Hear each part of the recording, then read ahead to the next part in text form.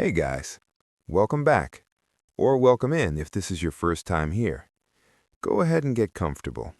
Dim the lights, put your phone face down, or don't, I know how this goes. Tonight, we're easing into one of the most famous documents in American history. A document you've probably heard about since elementary school.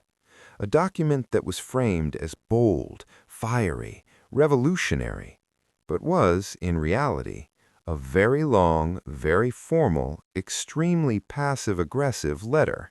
Yes, tonight we are drifting gently through the Declaration of Independence. Not the shouting version, not the dramatic movie trailer version, but the quiet, human, slightly annoyed version. The version written by tired men in wigs who were deeply offended and had decided they were done being told what to do. So take a breath, let your shoulders drop, and let's slowly rewind to a time when independence smelled like ink, candle smoke, and unresolved British resentment. Now, before we even touch the Declaration itself, we need to talk about the vibe in the American colonies, because documents don't appear out of nowhere. They arrive when everyone involved is already emotionally exhausted. By the mid-1700s, the colonies were, let's say, irritated. Not rioting constantly, not screaming in the streets, just quietly, deeply annoyed. Think of it like living with a roommate who technically owns the apartment. They don't live there, they don't clean, they don't cook, but they still text you at 3 a.m. reminding you about rent. That roommate was Britain, and the colonies had had enough. For decades, Britain had been taxing the colonies in increasingly creative ways. Sugar taxes, stamp taxes, tea taxes. Basically, if it existed, Britain wanted a cut. And the colonies kept saying the same thing, over and over and over again.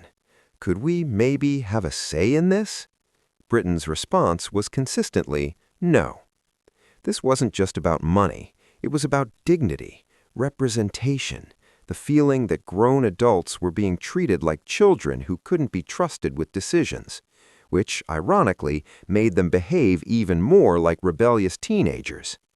Now enter Thomas Jefferson, tall, awkward, quiet, the kind of guy who would absolutely rather write you a 1,300-word essay than confront you in person. Jefferson didn't shout, he didn't pound tables, he wrote. And what he wrote wasn't a battle cry, it was a legal argument, a philosophical explanation, a breakup letter that began with, essentially, "Dear King George, here's why this isn't working anymore." The opening lines of the Declaration are famous, you've heard them before. When, in the course of human events, very calm, very measured, very let's all take a seat. This was not accidental. The Declaration wasn't written just for Americans, it was written for the world. France, Spain, potential allies, neutral observers. It needed to sound reasonable, respectable, not like a tantrum.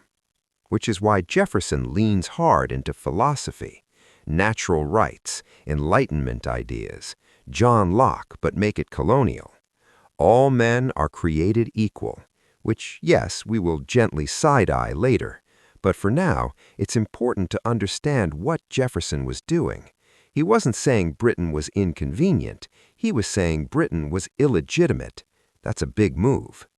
The Declaration argues that governments exist only because people allow them to. And when a government stops protecting basic rights, life, liberty, the pursuit of happiness, people are allowed to walk away. Not violently, not emotionally, just logically. This wasn't rebellion, this was paperwork. And then comes the part everyone skips in school, the longest section, the part that reads like a grocery list of complaints. This is where Jefferson really lets himself vent, calmly, politely, relentlessly. He lists grievance after grievance against King George III. You taxed us without consent. You dissolved our legislatures. You sent officials we didn't want.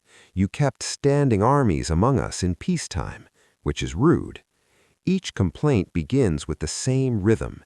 He has, he has, he has. It's repetitive on purpose, like someone rehearsing an argument in their head at 3 a.m., making sure they don't forget anything. And what's fascinating here is the tone. Jefferson doesn't call the king evil. He calls him irresponsible, unfit, a bad